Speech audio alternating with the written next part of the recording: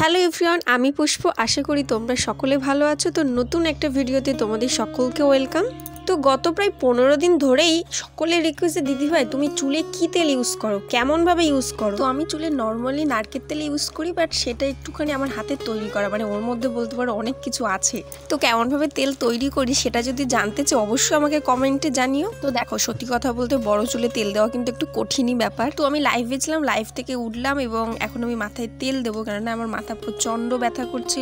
আর আমি সবসময় শ্যাম্পু করার আগের দিন মাথায় আমি তেল দিয়ে রাখি, এবং তেল দেওয়ার পরের দিনও যদি শ্যাম্পু না করতে পারি ওটা কোনো ব্যাপার না, দুদিনও যদি মাথায় তেল দেওয়া থাকে কোনো প্রবলেম হয় না, আরও চুলে বেশি করে পুষ্টি পায়। তো সবসময় তেল নিয়ে চুলের মানে আমাদের মাথার স্ক্যাল্পে ভালো করে ঘষতে হয়।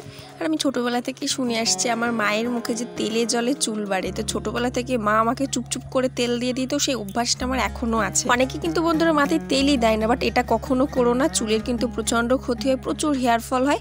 তো বেশি করে মাথায় সবসময় তেল দেবে। তো বিয়ের আগে বরাবরই মা তেল দিয়ে দিত, আমিও নিতাম একা একা, কিন্তু বিয়ের পরে এখন আমার শাশুড়ি মা আমাকে তেল দিয়ে দেয়, আর উনি যখন পায় না তখন আমি একা একাই নিই। তো তাহলে তোমরা জানতেই পারলে আমি চুলে কি তেল ইউজ করি। আমি নারকেল তেল ইউজ করি, বাট ওটার মধ্যে অনেক জড়িপুটি থাকে, সেটা আমি নিজের হাতে বানানো। আর দেখো আমি কীভাবে তেলটা দিচ্ছি। প্রথমে হাতে তেল নিয়ে মাথার স্ক্যাল্পে ভালো করে ঘষে নিলাম। তো তারপরে কি করলাম, এক সাইডে চুলে ভালো করে তেল দিয়ে চুপচুপ করে দিলাম। তোমরা দেখে বুঝতেই পারছো কতটা তেল দিয়েছে। আর এখন বাজে কিন্তু রাত 11:30, মানে বুঝতেই পারছো কতটা রাত, সবাই ঘুমিয়ে পড়েছে, আবার টুকটুক করে বৃষ্টি পড়ছে, আর আমি এখন লাইভ থেকে উঠে মাথায় তেল দিচ্ছি, ভাবা যায়। তো তোমরা যারা যারা রিকোয়েস্ট করেছিলে তোমাদের রিকোয়েস্টে কিন্তু আমি ভিডিও নিয়ে চলে এসেছি। আমি সকালবেলায় শ্যাম্পু করব, শ্যাম্পু করার পর আমি একটু সিরাম লাগাই চুলে। আমি কন্ডিশনার বেশি ইউজ করি না, আর শুধুমাত্র কোথাও যদি ঘুরতে তুরতে যাই তখন আমি কন্ডিশনার ইউজ করি, না হলে চুলে শুধু আমি সিরাম লাগাই। তো সব কিছুর পেছনেই বন্ধুরা খাটনি আছে, মানে কষ্ট আছে, কষ্ট করলেই তো কেষ্ট মেলে। তো সত্যিকারে এরকম আমি ট্রিটমেন্ট করি, সেই জন্যেই আমার চুল এখনো পর্যন্ত ভালো আছে। আর আমি চুল প্রচণ্ড পরিমাণে যত্ন করি এবং প্রচণ্ড পছন্দ আমার নিজের চুল। সত্যি কথা বলতে আমার হাজব্যান্ডেরও প্রচুর পছন্দ। আমি কিন্তু চুলে উল্টোপাল্টা কোনো জিনিস লাগাই না, মানে বাজারে যেসব কেনা যে সমস্ত প্রোডাক্ট থাকে একটাও আমি ইউজ করি না, সবসময় আমি ঘরের তৈরি জিনিসই চুলে লাগাই। তো সামনে পুজোই আসছে, তো পুজোয় আমি কি করি, চুলে কি লাগাই সেগুলোও তোমাদের সাথে আমি শেয়ার করব। আশা করি তোমরা ভালো ভালো টিপস জানতে পারবে। আর হ্যাঁ, অনেকেরই প্রশ্ন থাকে যে দিদি ভাই তুমি চুল কি করে আঁচড়াও। দেখো, আমার চুল আঁচড়ানো একটু কঠিনই, বাট আমি সবসময় সবাইকে সাজেস্ট করি চুল কখনই ওপর থেকে আঁচড়াবে না, আগে নিচে আঁচড়াবে, নিচ থেকে আস্তে আস্তে ওপরের দিকে আঁচড়াবে। দেখবে প্রচুর পরিমাণে যে তোমাদের হেয়ার ফল হয় সেটা কিন্তু হবে না, একদমই হবে না, আরও ভালোভাবে চুলের জটগুলো ছাড়িয়ে যাবে। তো মাঝে মাঝে হলো খুশকি হয়, খুশকির জন্য আমি শ্যাম্পুর সাথে একটু তুলসী পাতা লেবুর রস মিক্সড করে মাথায় দিই।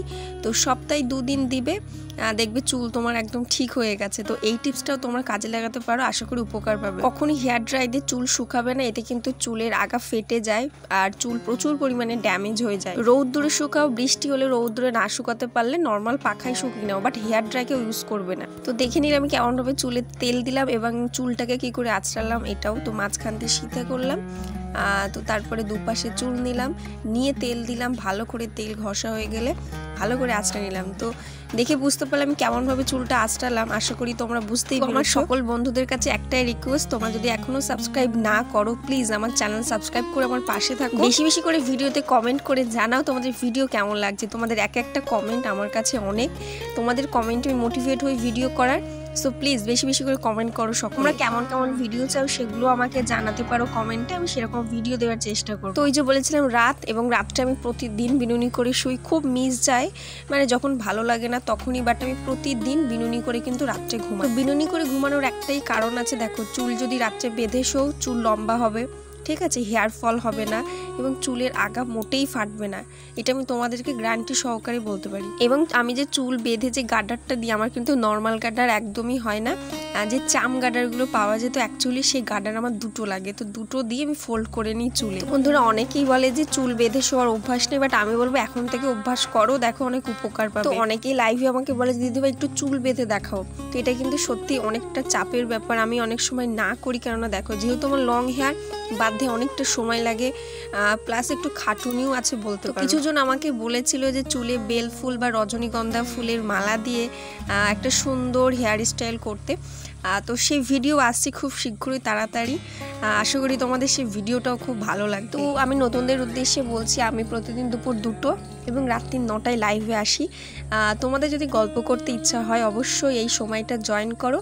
আশা করি জয়েন করে তোমাদের ভালোই লাগে। আমার শরীরটা বন্ধুরা একদমই ভালো না, অ্যাকচুয়ালি ঠান্ডা লেগে গেছে, মাথা ব্যথা, গলায় ব্যথা, মানে প্রচণ্ড শরীরটা খারাপ। এরপরে জানি আরও খারাপ হতে চলেছে, তো সেই জন্য ভালো করে ভয়েস ওভারটা দিতে পারছি না, প্লিজ কেউ কিছু মাইন্ড করো না। তো যাই হোক, কথা বলতে বলতে পুরো চুলটা আমার বাঁধা দেখো কমপ্লিট হয়েই গেল। তো সকলে আমাকে অনেক ভালোবাসা দিচ্ছ, অনেক আশীর্বাদ করছো, তো সেই জন্যেই আস্তে আস্তে আমি ধীরে ধীরে এগিয়ে যেতে পারছি।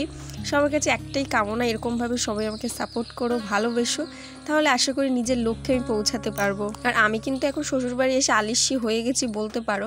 তো আমি চুল আঁচড়ে নিই, তারপরে কিন্তু আমার শাশুড়ি মা বিনুনিটা উনিই করে দেয়, আবার ফোল্ড মানে চুলটা গার্ডারটা কিন্তু আমি দিয়ে দিই। তার মানে এই চুলের পেছনে কিন্তু দুজনকেও খাটনি করতে হয়, বুঝতে পারছো তো।